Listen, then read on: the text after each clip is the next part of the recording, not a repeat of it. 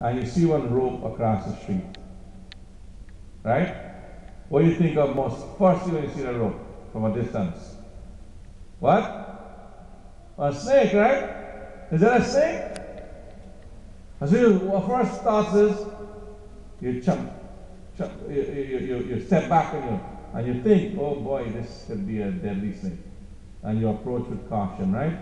And then finally when you're closer and you're closer, what do you see? You see a rope, right? So how you perceive something makes a difference in our life as well, right?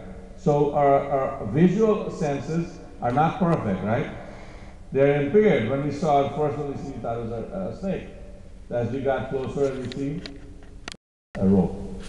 So these senses are not perfect, which means we have to control them and subdue them. So the real sense, astral, so we can see with the astral senses, the astral eye. Why wasn't Sanjaya able to see everything on the battlefield with this physical eye? What did Vyasji Muni give him? Spiritual vision. The Divya Shakti, divine eye, right? The power of divine sight to see what is going on the battlefield and interpret it precisely as it is. So these are these energy when they wake up. So as the Sushumna Nadi is there and connects all the chakras, I'm not going to get into the deep scientific details because I don't want to confuse you. But among them, there's something called nadis. And these nadis are channels within the nervous system. And there's 72,000 nadis within the body. 72,000 nadis, each representing a soldier in the army, right? That is there waiting to take you in the wrong direction, to take your thoughts away constantly. These nadis are like little tiny channels. You know, you flip a channel on the TV, you see one different show or different energy, a different power, different thought. That's what they are. And they're constantly there to distract you. And within this Sushumna Nadi, there's something called a Vajra, a dip that runs and it expands and contracts and allows the energy to flow up and down your body. And inside this Vajra is hidden something called the astral spine, which is called Chitra. That is where the awakening of the energy centers take place, in the Chitra. Now, why am I getting into all this and explaining all this to you? Wrapped around all of this, within all of this, is what we call the Brahmanadi. When this energy is awakened and we're able to meditate, only then, through the awakening of the Pandu army, through the good thoughts, and controlling of the senses, through all these soldiers who represent all these different powers, are we able to subdue these 100 soldiers and the huge army of 72,000 soldiers that stood facing the 5 brothers of the Pandavas. And when they're able to subdue those, then the 5 Pandavas, in the Gita, it says, are the controlling armies of the conscious and energy, which we call prana energy. So let me explain a little bit more what these 5 brothers and how they relate to this. For example, who are the 5 brothers, the Pandavas? The youngest one is Sahadeva, then the other one is Nakul, and then we have Arjuna, then we have his older brother Bhim, and we have the oldest brother Yudhishthira, right? So Sahadeva represents power to stay away from evil.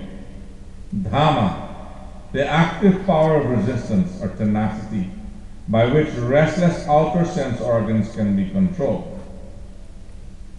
So Sahadeva resides at the Muladhara chakra. Where is the Muladhara chakra? Anybody know? It's the base of the spine. Nakul is the power to obey good rules. Sama, the positive or absorbing power, attention by which mental tendencies can be controlled. And that sacral, that vibrating, that element of power to obey good rules resides in the Swadhisthana chakra, the second chakra. His third chakra is Arjuna, which represents self-control, and he resides in the Manipura chakra, the navel. That's the fire force of the mental and bodily strength to fight against any type of onslaught. You know, whenever you're about to make, when you are not sure of a decision you're making, somebody say, I feel butterflies in the stomach. Where is that butterfly at? When you're nervous and you're not sure about something and you want confirmation, what happens? Where's the butterfly go? Right at the Manipura chakra, right? Where the navel is. You just feel kind of weird, like, right? Something happening.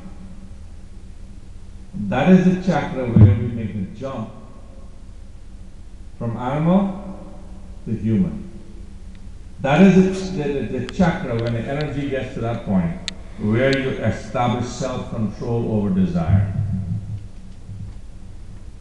As that's the chakra where you decide that I'm not going to listen to all these other little things coming up when I'm trying to meditate. I'm going to start letting them rise up and go away. And I'm going to focus on self-control. Because you're no longer residing in the Muladhara or the Manipur.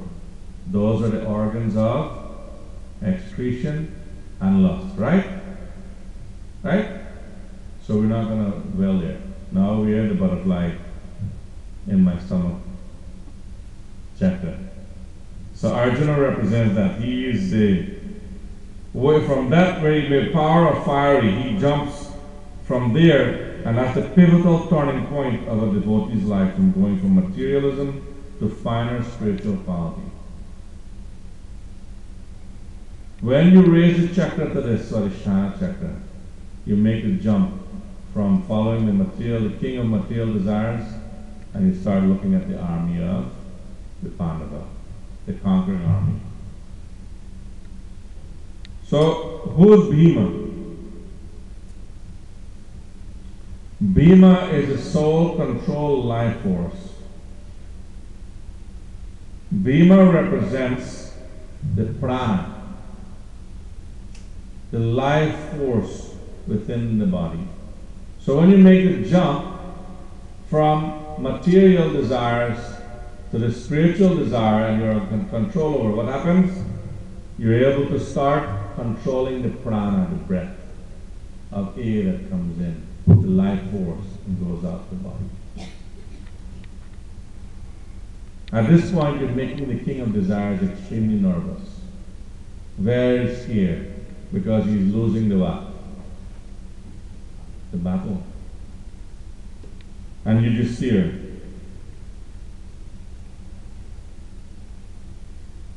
When the prana is calm, and you're able to breathe, and you're in control of the lower senses, chakras, and you make the jump over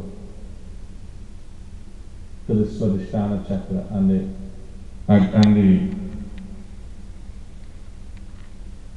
Anahata chakra, the Hatha chakra, Anahata chakra. When you're here, what else is destroyed? Any disease, sickness, illness, you no longer have these issues. When your chakra is here, your body is pure, your mind is pure, your thoughts is pure, and it allows you to go straight to the Vishuddha chakra. When you're at the Vishuddha chakra right here, these are some of the symptoms. Divine calmness,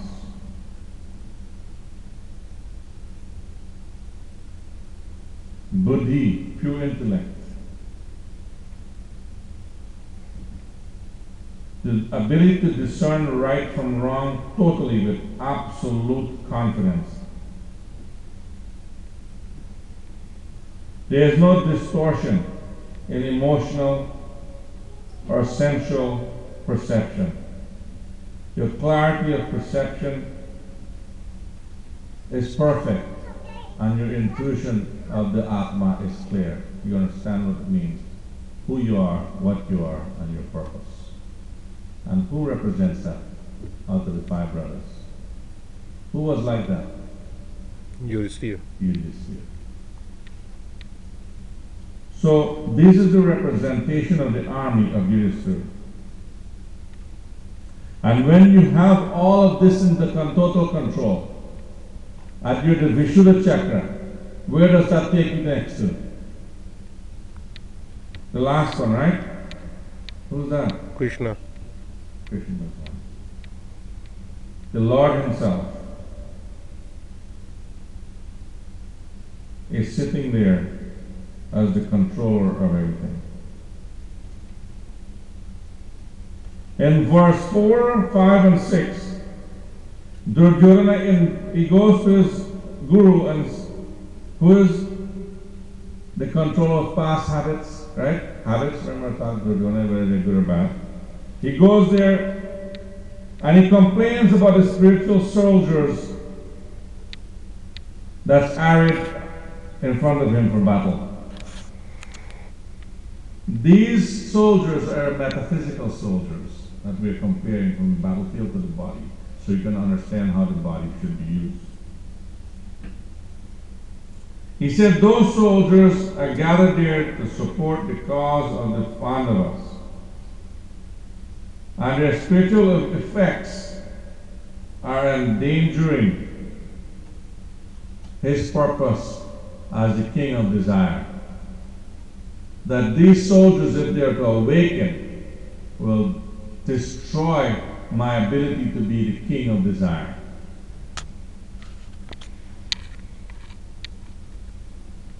Why? Because these soldiers are there to come to aid a yogi or someone when they want to awaken the energy sensors of good and become a human being, make a transition from animal to human. Duryodhana specifically call out their names: Yuyudhana, Virata, Dropada, Drishtaketu, Chiketana, Kasiraja, Purochit, Kuntibhoj, Shailya, Yudamanyu, Uttamaojas, and the son of Subhadra. Their metaphysical significance will be explained also, or was also explained by Patanjali. Patanjali was a great sage. They're not sure when he was really born, somewhere around 200 BC. But he wrote on what's called the Patanjali Yoga. And he defines 8 steps in Patanjali Yoga. And these 8 steps to attain perfection as a human being, these 8 steps are described by each one of these people names that he mentioned. And the first one was Yuyudhana, which is Shraddha, faith.